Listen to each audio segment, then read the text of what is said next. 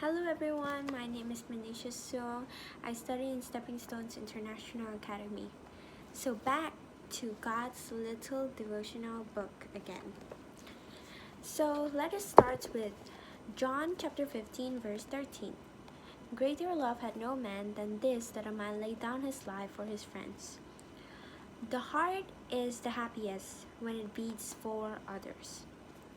Albert Einstein once reflected on the purpose of man's existence. Strange is our situation here upon earth.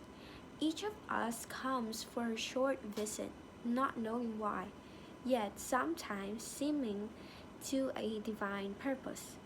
From the standpoint of daily life, however, there is one thing we do know, that we are here for the sake of others, for the countless unknown souls with whose fate we are connected by a bond of sympathy. Many times a day I realize how much my own outer and inner life is built upon the labors of people, both living and dead, and how earnestly I must exert myself in order to give in return as much as I have received. When we truly take stock of our lives, we must admit we have done nothing solely on our own. Our thinking has been fashioned by our many teachers and mentors, including family members. Our ability is to function physically is the result, in part, of our genetic code and the productivity of others in providing food, water, and shelter. Our spiritual lives are a gift of God Himself. We are what we have received.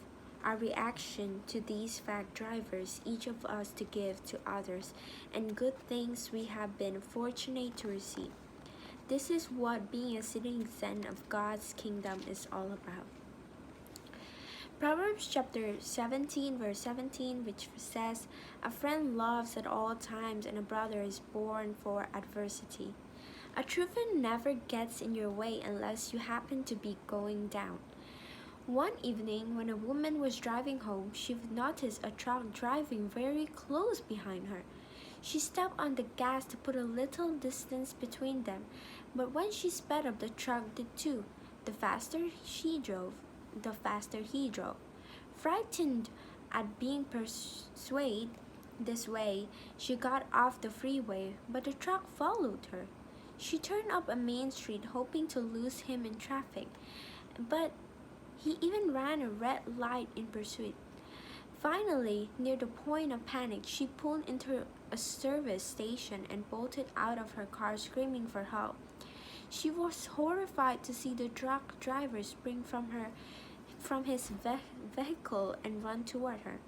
But then, not even looking at her, he yanked open the back door of her vehicle and pulled out a man who was hiding on the floor of her back seat. Her pursuer had not been the real potential for danger in her life.